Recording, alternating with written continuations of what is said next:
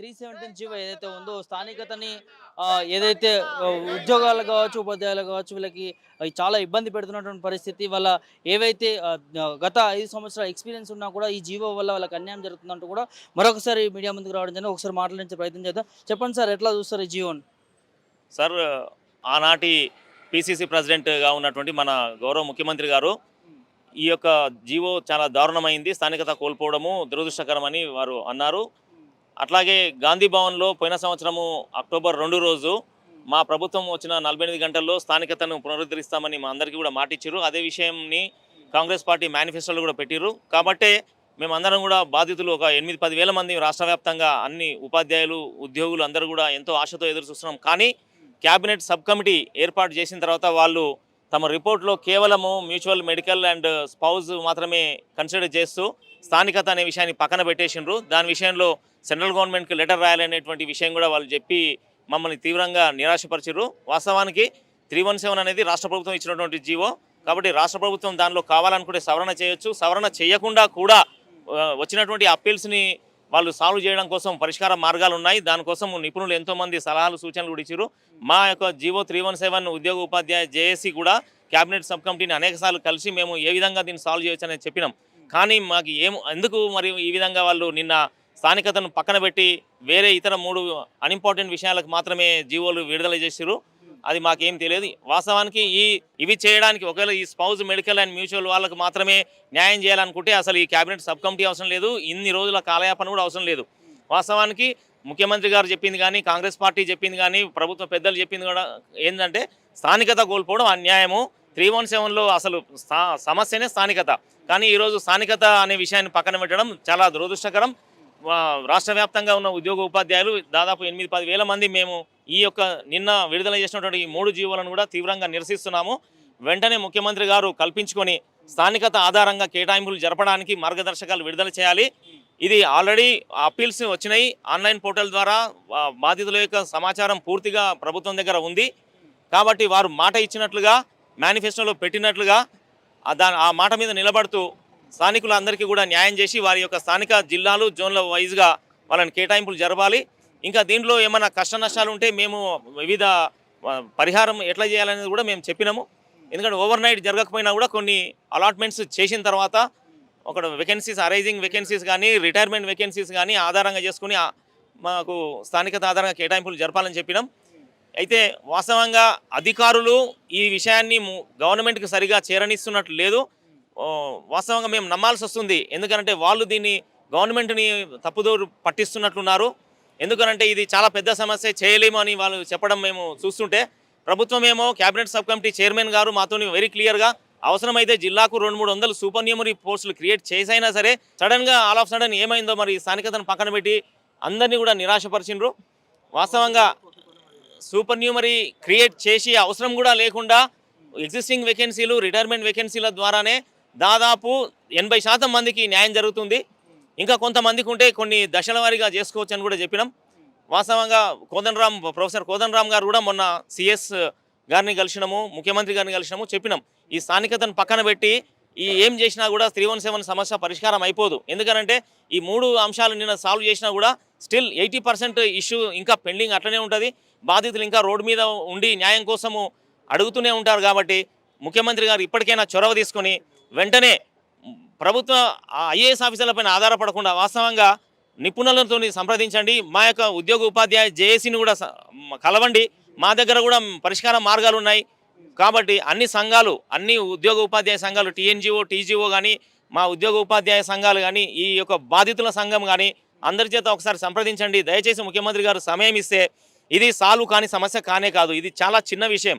రాష్ట్ర ప్రభుత్వ పరిధిలోనే ఇది ఈజీగా సాల్వ్ అయ్యేటువంటిది. ఇంకొకటి ఏంటంటే ఈ అందరూ ఉద్యోగస్తులు ఒక చోటు నుంచి ఇంకో చోటుకు మారుతారు తప్ప ఇక్కడ ఆర్థిక భారం కూడా పడేది లేదు. కాబట్టి ముఖ్యమంత్రి గారికి వేలాది మంది రాష్ట్ర వ్యాప్తంగా ఉన్న ఉద్యోగ ఉపాధ్యాయ బాధితుల తరఫున ఒకటే మనవి ఏంటంటే వెంటనే మీరు చొరవ తీసుకొని ఈ స్థానికత అంశాన్ని మీరు ఎట్లాగైనా సరే పరిష్కరించండి అని మనవి చేస్తున్నాం సార్. ప్రతిపక్షంలో ఉన్నప్పుడు మీకు ఒక హామీ ఇచ్చిరి, జీవోని సవరిస్తామన్నట్టుగా, మీకు న్యాయం చేస్తామన్నట్టుగా. వచ్చి సంవత్సరం కావస్తా ఉంది, అసలు ఎలాంటి రెస్పాండ్ వచ్చింది గవర్నమెంట్ నుంచి? యాక్చువల్లీ వాళ్ళు ప్రభుత్వం ఏర్పడగానే క్యాబినెట్ సబ్ కమిటీ ఏర్పాటు చేసిండ్రు.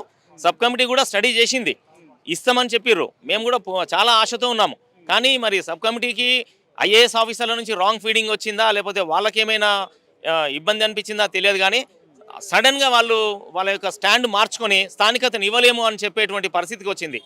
అది మేము తీవ్రంగా నిరసిస్తున్నాం. ఎందుకంటే సబ్ కమిటీ ఏర్పడిందే స్థానికత ఇవ్వడం కోసం. ఈ మ్యూచువల్ స్పౌజ్ మెడికల్ ఇవ్వడానికి సబ్ కమిటీ దేనికి? అది 317లో వాళ్ళకు క్లియర్ గైడ్లైన్స్ ఉన్నాయి, దాని ప్రకారం ఇస్తున్నారు. మీరు ఈరోజు ఇచ్చిన జీవోలు కూడా గమనిస్తే మార్పు మేము కోరుకున్నది, ప్రభుత్వం ఇస్తామని మాటిచ్చింది ఏందనంటే స్థానికత. అది ఈరోజు లేదు. అది లేనప్పుడు ఇంకా దీనికి ప్రయోజనం ఏముంది? కాబట్టి బాధితులందరూ కూడా తీవ్ర నిరాశలో ఉన్నారు. కాంగ్రెస్ ప్రభుత్వం పైన విశ్వాసం ఉంది, ఎందుకంటే మాటలు చెప్పి తప్పించుకునే ప్రభుత్వం కాదు, ప్రజల ప్రభుత్వము, ఇంకోటి డెమోక్రటిక్గా నిర్ణయాలు తీసుకునే ప్రభుత్వం. కాబట్టి మాకు ఇప్పుడు కూడా విశ్వాసం ఉంది. రేవంత్ రెడ్డి గారు దృష్టి పెడితే ఇది అవుతుంది. వాస్తవంగా ఎవరిపైనో నమ్మడము, వాళ్ళు ప్రభుత్వాన్ని తప్పుదారి పట్టించడం వల్లనే ఇట్లాంటివి జరుగుతుంది. ప్రమోషన్లు ఇవ్వడం కోసము రేవంత్ రెడ్డి గారు అనుకున్నందుకు ఆయన పట్టుబట్టి చేయించగలిగినారు. అది కోర్టు అడ్డంకులు ఉన్నా కూడా, ఎన్ని ఇబ్బందులు ఉన్నా కూడా, అది ఆర్థిక భారం అయినప్పుడు కూడా చేయగలిగారు. అది ఇది ఆర్థిక భారం లేనటువంటిది. ఆయన మాటిచ్చింది, మేనిఫెస్టోలో పెట్టింది. ఈ సమస్య పరిష్కరిస్తే ఈ ఉద్యోగ ఉపాధ్యాయులు తమ జీవితాంతం ఈ ప్రభుత్వాన్ని, రేవంత్ రెడ్డి గారిని గుర్తుపెట్టుకుంటారు. ఎందుకనంటే కనీ విని ఎరగని రీతిలో డ్యామేజ్ జరిగింది ఎంప్లాయీస్కి అండ్ టీచర్స్కి 317 వల్ల. దాన్ని రిపేర్ చేస్తే ఏమవుతుందంటే ఇది చిరస్థాయిలో నిలిచిపోతుంది. ఒక అసాధ్యం అనుకున్న దాన్ని సుసాధ్యం చేసి ఈ కాంగ్రెస్ ప్రభుత్వము ఉద్యోగ ఉపాధ్యాయుల జీవితాల్లో వెలుగు నింపిందని. కాబట్టి ఈ యొక్క పని చేయకపోతే తీవ్రంగా నిరసన ఎదుర్కోవాల్సి వస్తుంది. అది జరగకూడదని మేము కోరుకుంటున్నాం. ముఖ్యమంత్రి గారి మీద మాకు విశ్వాసం ఉంది. ఇప్పటికైనా ఈ యొక్క ఆఫీసర్ల పైన నమ్మకుండా నిపుణులు మరియు బాధితులు ఎవరైతే స్టేక్ హోల్డర్స్ ఉన్నారో వాళ్ళకి తెలుసు, మాకు తెలుసు పరిష్కార మార్గాలు. వాస్తవం చెప్పాలంటే దీని సబ్జెక్టు నాలెడ్జ్ కూడా బాధితులకు ఉన్నంత నాలెడ్జ్ ఈ ఐఏఎస్ ఆఫీసర్లకు లేదు వాస్తవానికి. అది ఎలా జరిగింది, ఇది ఎలా జరిగింది వాళ్ళు మమ్మల్ని అడుగుతారు, మంత్రులు కూడా మమ్మల్ని అడుగుతారు. కాబట్టి నిజానికి ఒక నిపుణుల కమిటీతో సలహా తీసుకుంటే ముఖ్యమంత్రి గారికి ఇది పెద్ద విషయం కాదు. మేము దాదాపు నెల రోజుల నుంచి ప్రతిరోజు ప్రయత్నిస్తున్నాం, ముఖ్యమంత్రి గారు ఒక 2 నిమిషాలు టైం ఇవ్వండి అని. మాకు అసలు అపాయింట్మెంట్ దొరకలేదు. దొరికితే మేము యాక్చువల్లీ ఆయనకు వెరీ క్లియర్గా ఒక నోట్ రాసినాం, ఒక 3 పేజీలది. దాన్ని ఎక్స్ప్లెయిన్ చేస్తాము. ఆ విధంగా పరిష్కరించడానికి చాలా ఈజీగా ఉంది ఇది. కాబట్టి ప్రభుత్వానికి బాధితులు అందరి తరపున కూడా మేము కోరుకునేది ఒకటి ఏంటంటే, ఇది అసాధ్యమైన పని కాదు. మీరు మాట ఇచ్చినది, మేనిఫెస్టోలో పెట్టినది. ఇంకొకటి ఇది అన్యాయము అని కాంగ్రెస్ ప్రభుత్వంలోని ఇప్పుడున్న క్యాబినెట్ మినిస్టర్లు, ముఖ్యమంత్రి గారితో సహా గతంలో అనేక వేదికల మీద వీళ్ళు ప్రకటించారు. జైత్రామ్ అని ఒక ఉపాధ్యాయుడు ములుగుకి ట్రాన్స్ఫర్ అయ్యింది. ఆయన మహబాద్కి వెళ్లాల్సిందే, మహబాద్ స్థానికుడు. బలవంతంగా ములుగు పంపిస్తే నన్ను పంపకండి అని వేడుకొని అక్కడనే గుండె ఆగి కుప్పగూలు చనిపోతే మన ముఖ్యమంత్రి గారు అప్పుడు పిసిసి ప్రెసిడెంట్ హోదాలో అక్కడికి వెళ్ళి పరామర్శించి వచ్చారు వాళ్ళ కుటుంబాన్ని. అప్పుడు వెరీ క్లియర్గా ఆయన అనేక వేదికల మీద చెప్పిండ్రు, ఇది ప్రాణాలు తీస్తున్నటువంటి జీవో, ఇది తెలంగాణ అస్తిత్వమైనటువంటి స్థానికతని కాలరాస్తున్నటువంటి జీవో ఇది. కాబట్టి దీన్ని సవరించాలి, రద్దు చేయాలి.